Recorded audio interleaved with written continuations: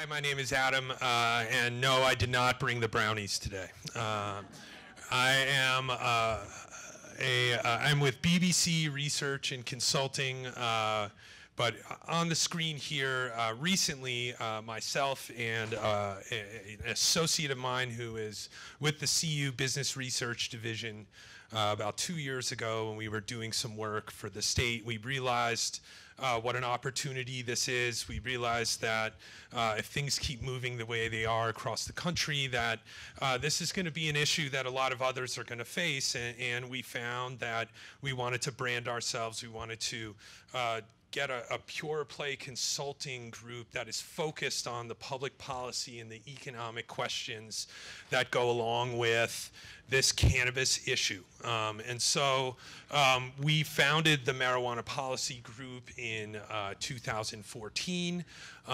We are the group, myself, a gentleman named Miles Light with the Business Research Division at CU, Brian Lewandowski, who spoke earlier today, and some of my colleagues at BBC Research started to do some studies around the country in looking at demand for medical marijuana as folks went for licenses in those states. And so that's how we started doing some of this.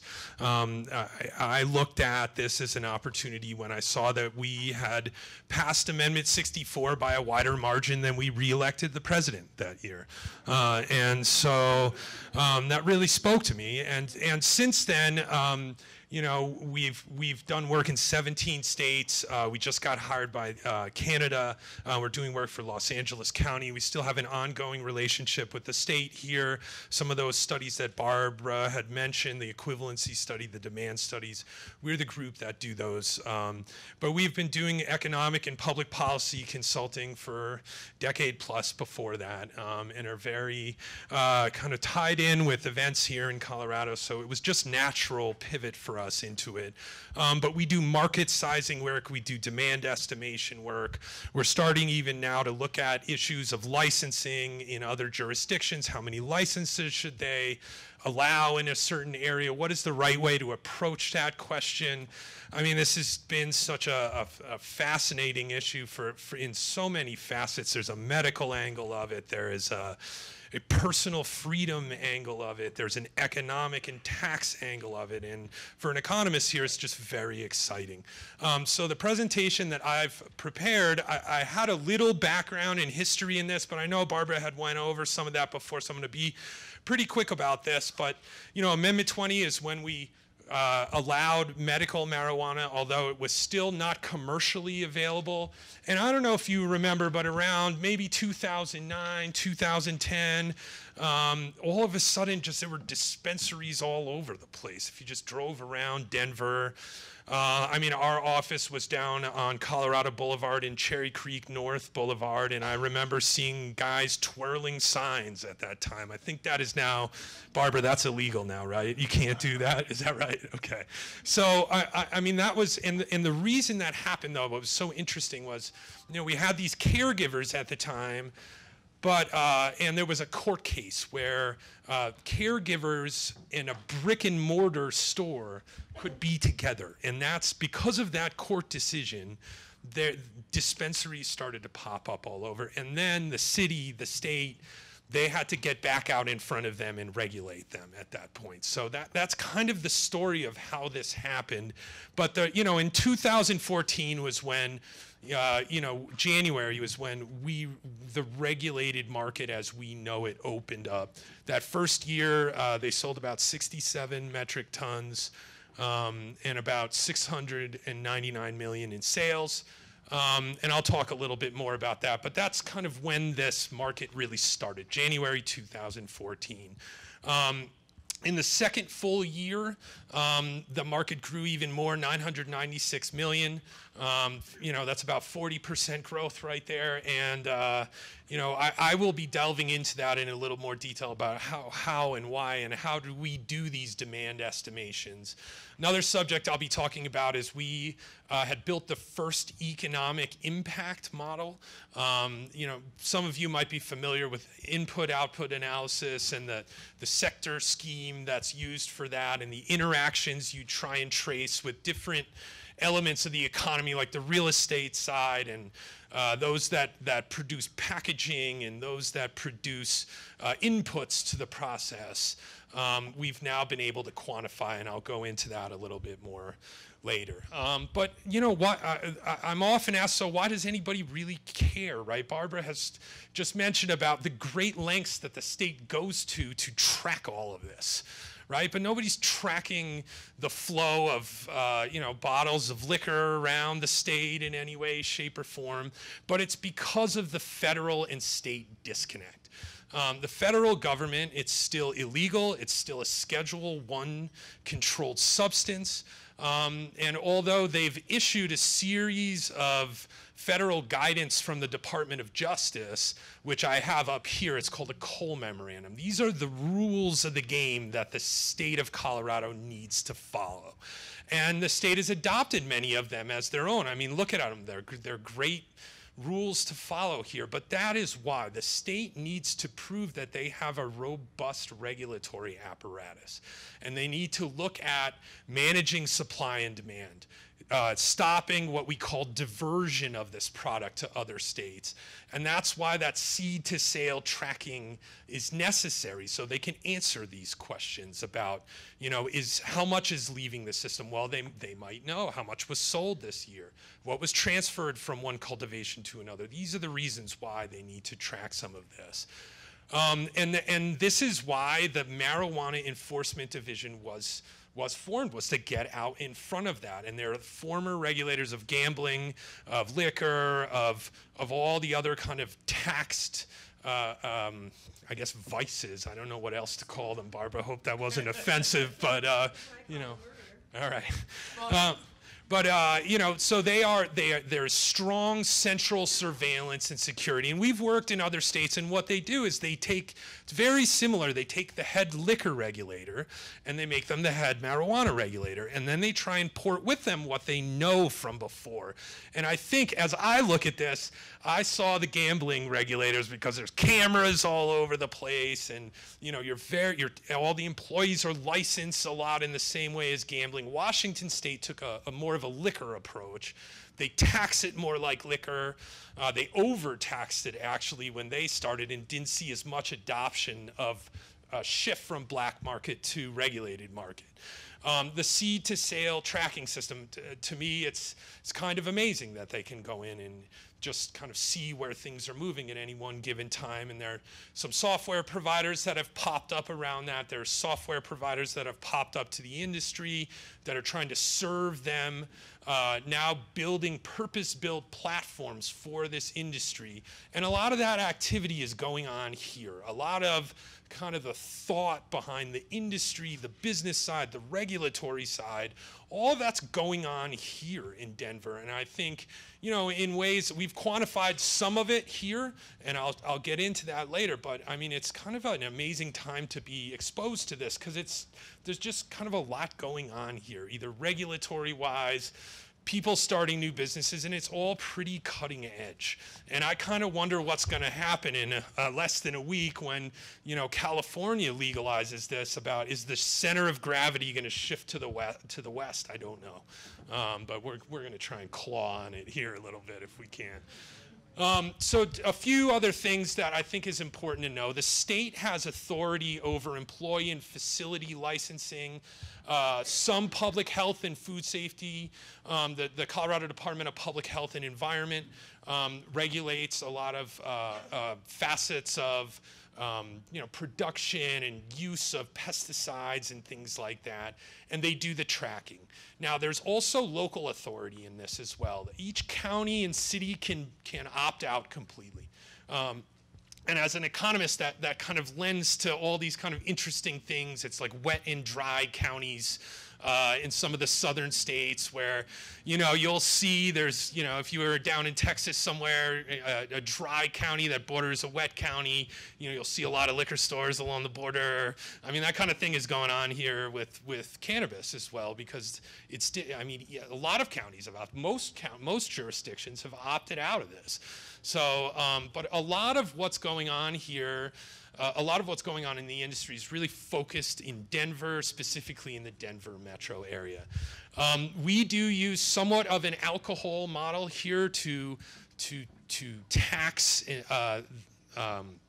cannabis. There's licensing fees, there's an excise tax on production, and then there's a sales tax, which, we have the 2.9 from the state, you have your local sales tax. All these apply to cannabis, plus some jurisdictions have a special cannabis sales tax, and the state has a special cannabis tax at retail as well.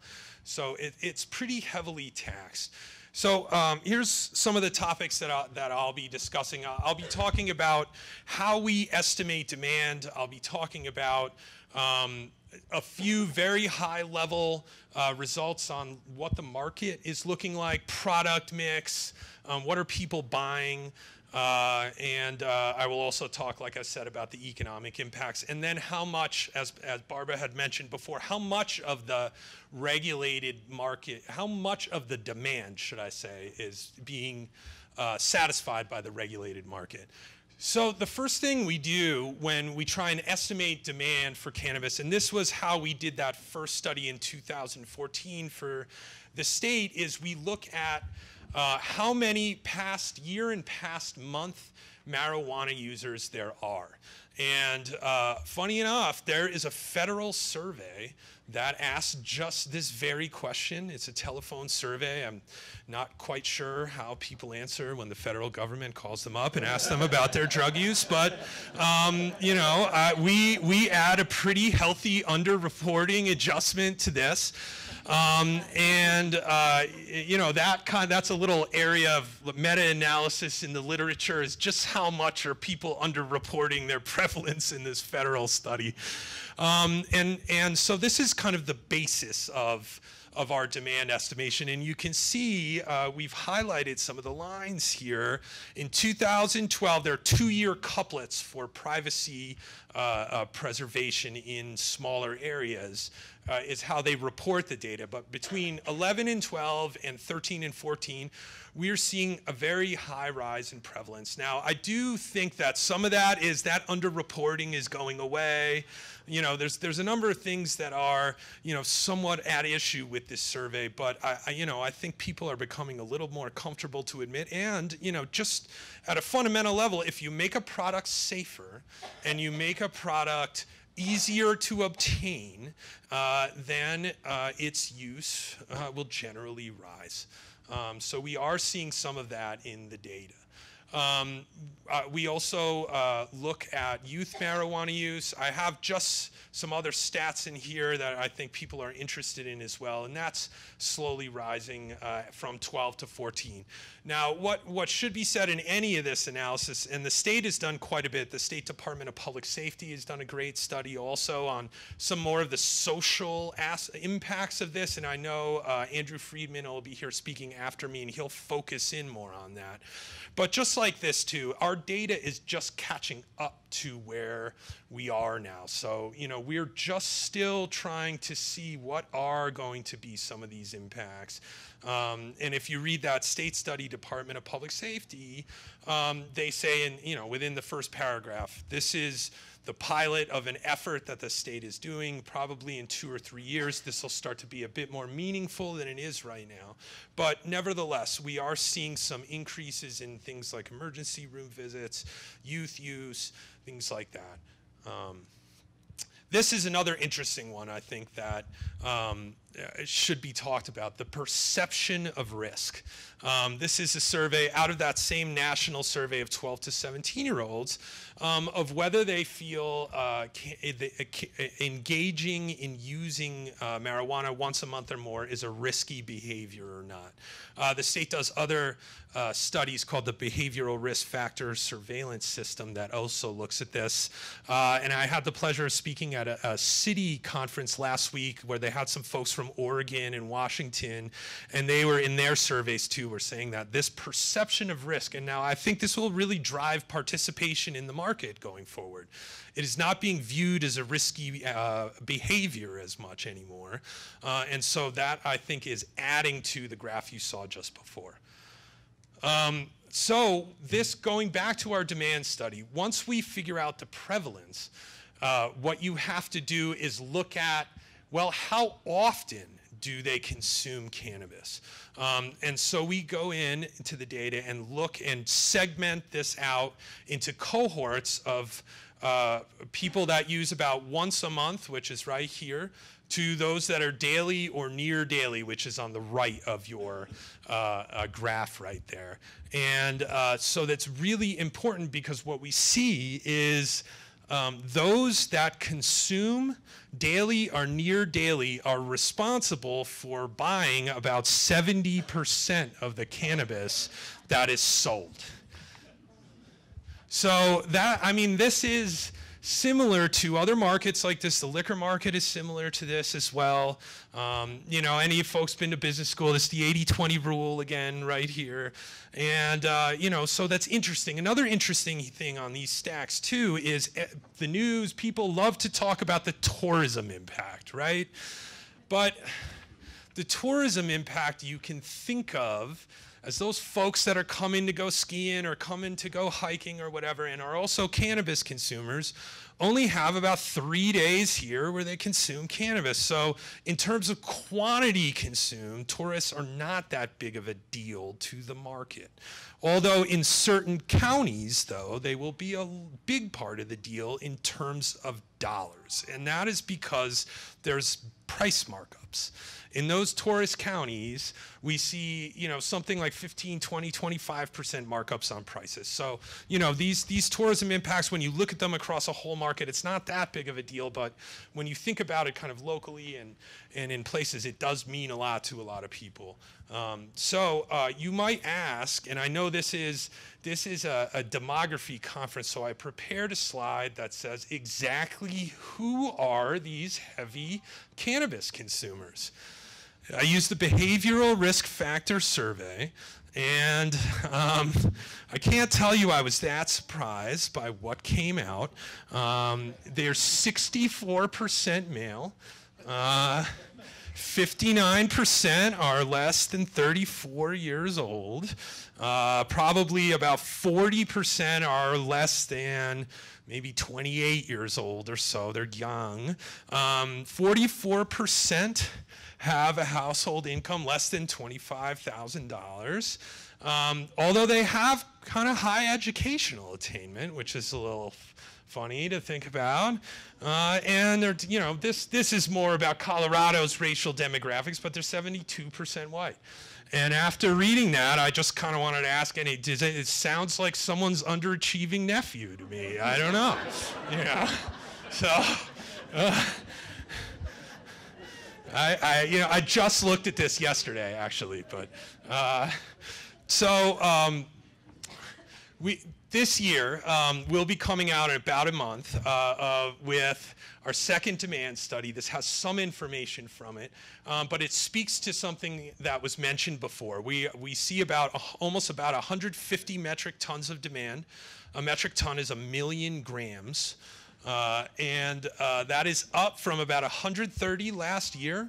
And our estimation right now is just about 75% of that market demand is being catered to by the regulated market.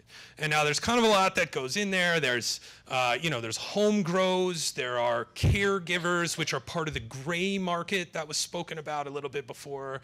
And then there's straight up black market going on here. And there's black market production that's going to leave the state because they're growing it here to send it to any other state where it's illegal for the rents that they can extract from that.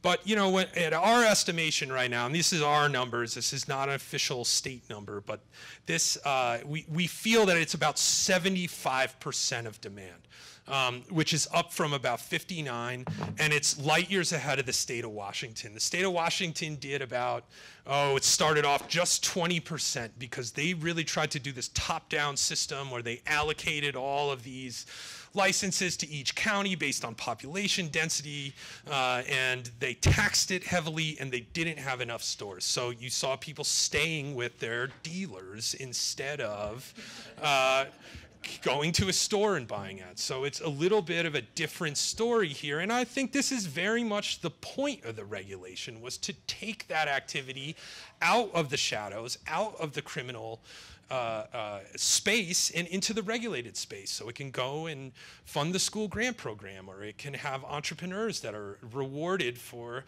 their work in this, and not the criminal element. So we hope to see that number going even higher as we go along here. Here's some results also from some of the tracking that the state does, and then some of the work that we've done, and we're seeing prices coming down. These have gone down. This only goes to December 15. They've come down even further than that. I think right now we're seeing recreational per gram prices about $8, depending on where you are, and then medical is lower than that. But that's another signal that this, when the prices are coming down, that means people are going to be incentivized to come into a store and buy it instead of buying it from their friend or growing it themselves. Or, I mean, nobody has a still in their bathtub anymore. And I mean, this is kind of the same idea. Why would you grow it when you can just go to a store and buy it, right? So that's pricing. Something was said about medical, and that was very much a big surprise as well. The state has had 100,000 licensed medical card holders pretty much for years now, and we thought that number was going to go down, and it didn't. It stayed constant, anywhere between 95 and 120,000 or so, and that is still persisting. Although the medical market is becoming less of a piece of the overall sales, and most of the growth between the last 2 years were in the adult use market, or the recreational market. So that market saw 88% growth between 14 and 15, and the medical market only saw about 6% growth. Overall, it was about 42% growth over that year. I'll talk a little about product mix, and I have a slide for the medical market, and I have a slide for recreational. These are the state's categories here. We have flower, which is the marijuana you all know and think about or have remembered from your days when you were first introduced to it. But now you have a whole lot of other types of products that are available. Concentrates, which are extracts that are done with either with a solvent. It could be any water, alcohol, butane, carbon dioxide. And that is the second column right there. And then we have infused edibles and infused non-edibles. And those non-edibles are usually topical creams.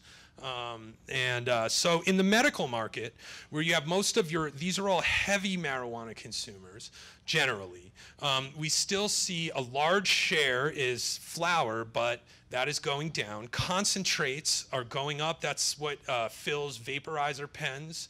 Or other kinds of these products that are used with concentrated extracts. That is the biggest growth sector. In the medical market, edibles are not as popular as you'll see in the recreational adult use market. So in the adult use market, you see less flower. You see more of those edibles, which to me, as someone who's been studying this a lot, it means those are the people that are your casual users, are trying it for the first time in a long time. That edible is usually what they do first. And also, I mean, it was kind of the hardest thing to get our arms around as regulators of this, because it is also the most difficult to gauge the effects of if you take it.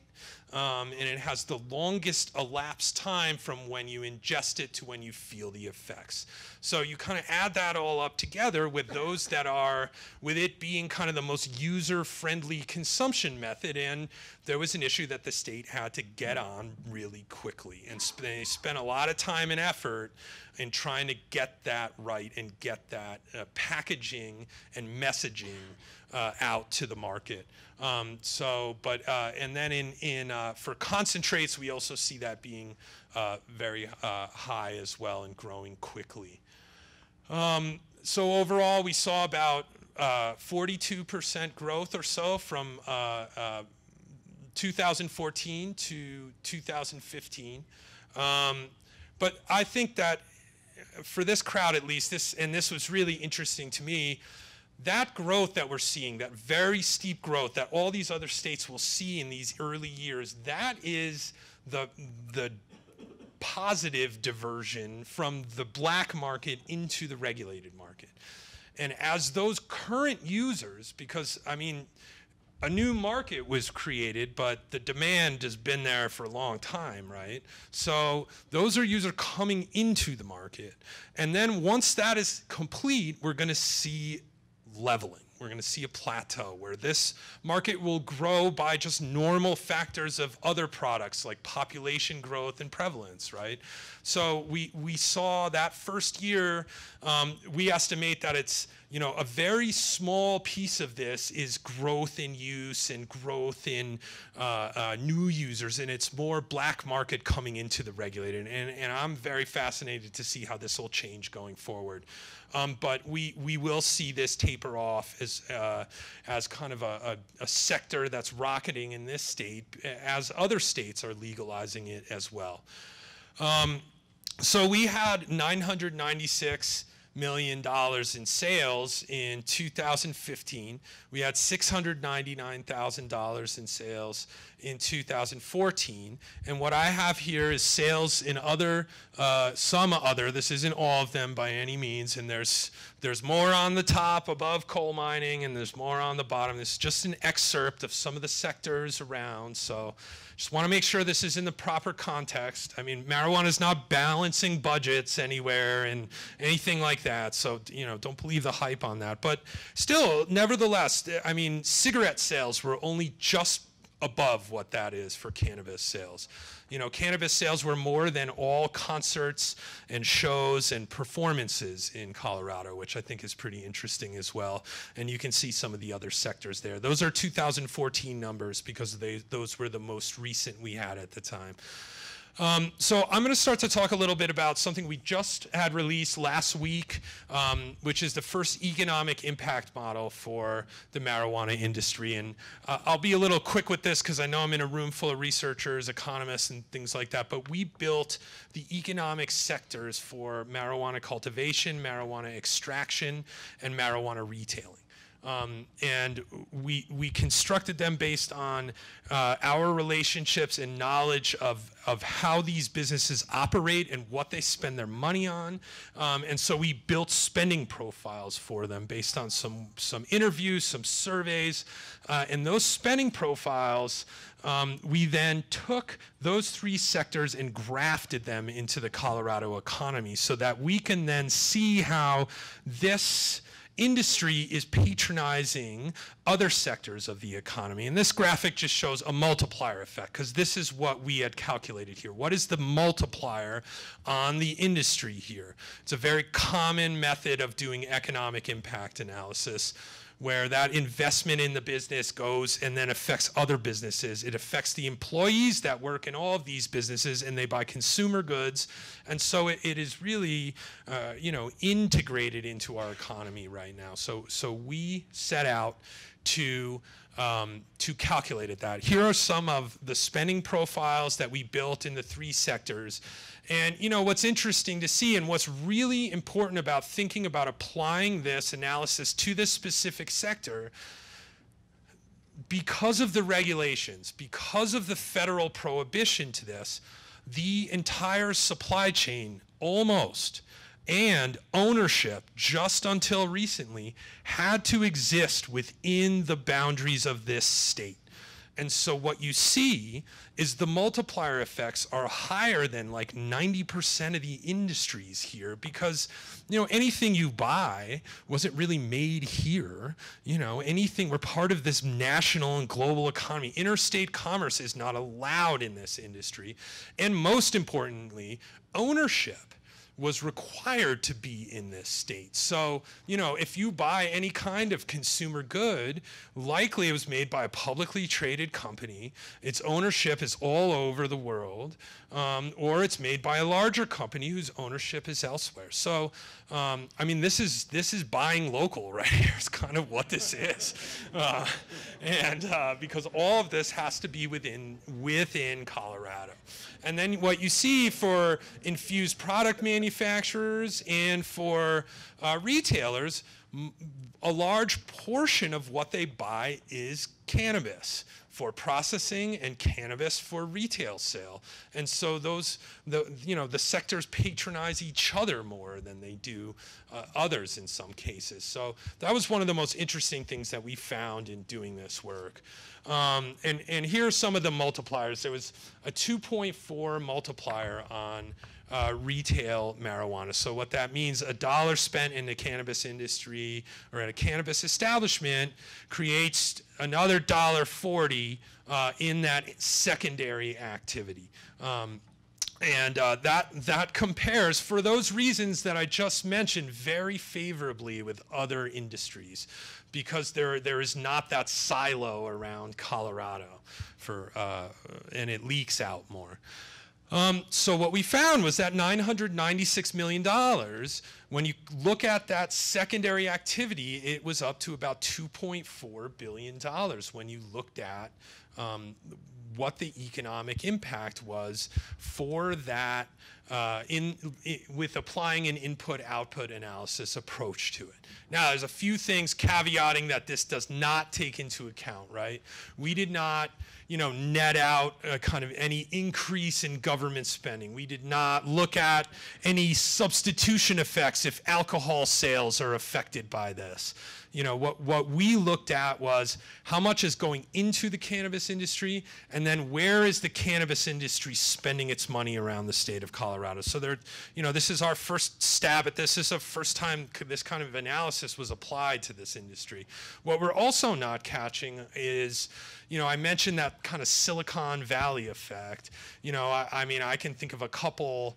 They're usually tech startups that have decided to locate here, but their market is really nationwide and their market is outside of Colorado. This input-output analysis, this economic analysis, was based on those sales that are happening here to Colorado residents. So there are some things that we haven't gotten our arms around entirely with this. So talk employment. Now, it was mentioned before, and there was a question about it actually too, was those licensing numbers, right? Those licensing numbers are about 27,000, but when we use that methodology of, well, how many employees are working at these establishments, and we went in and talked to the folks that are employing a large part of the industry, we found that in 2015, that $996 million of sales supported about almost 12,600 direct jobs. And those are jobs within the industry. And so you can compare that to the license figure, and it's about half. It's less than half. But what that supports then is about 18,000 jobs. And those 6,000 or 5,500 additional jobs right there are in supply industries. These are security services, real estate services, cash management services, selling of indoor climate control and lighting and those kinds of industries that are supporting the industry. But then it's also those industries that are supported by the incomes of those that from the cannabis industry that go and spend in the economy at large. So it's in grocery stores and furniture stores and car dealers and all, it affects, it has a broad reach. So I know there's a lot of numbers on this, but I put this up here to try and illustrate a couple points that, we're at about 996 million now. We think this is tracking to somewhere around 1.3, 1.4 billion this year when all is said and done, but we really think that that is going to slow quickly. We'll know even more on Tuesday how quickly this will slow. But, we think that this is going to really, just kind of settle. The number we're thinking now, if at constant prices, it's at about 1.6 billion. But we also think that prices will continue to come down, and that could settle out to somewhere more around 1.5 billion. Taxes. Taxes right now, we are pretty much on point with lottery. We are almost double alcohol. I guess that just really signals more than anything that alcohol is not taxed enough. But we see, and the top line here is cigarette tax revenue, and that's still on a steady decline and may decline even further based on results on Tuesday. But we think, in absence of anything with the tax raising on cigarettes Tuesday, we think in our projections that marijuana taxes will continue to increase, although slower than they have, but they will eclipse gaming, lottery, and become the highest excise tax source in the state here as long as cigarettes continue to decline. But we did not factor in, what was that, Amendment 72 into this analysis at all. So that's what we think about taxes. Just in closing, so I'm asked a lot kind of what happens, right, when I'm kind of out or working in other states, or, was this a good idea, or, so it's tough to say yet, but, I view this as you have to compare kind of bundles of outcomes, and there's a bundle of outcomes that happens when you prohibit this product, and there's a bundle of outcomes that happen when you regulate and tax this product. Some of the things that happen when you regulate and tax it are prevalence and demand go up, casual users go up, heavy users go up, prices come down, sales of exotic products go up, the economic impact of this goes up from the black market, right?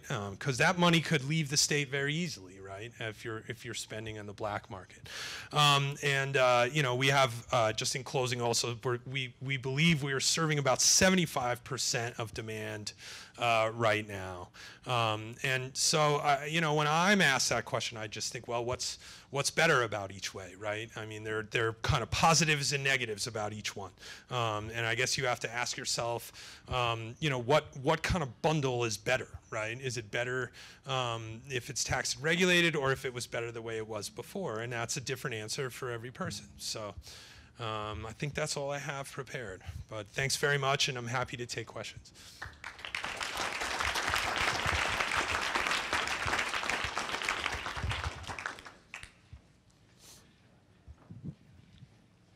Yes, just some clarification. In one of your slides, you mentioned the $996 million. Is that the total spending for jobs and bud tending and running the stores? And then you had $137 million in revenue. So I'm just trying to understand it. Yeah. What is the revenue, and where do profits come in?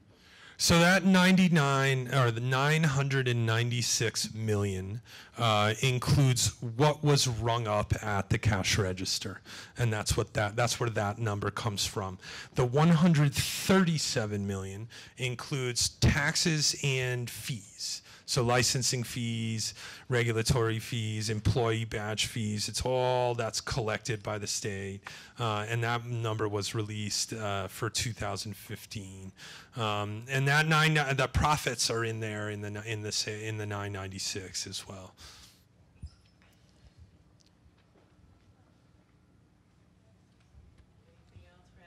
Thank you.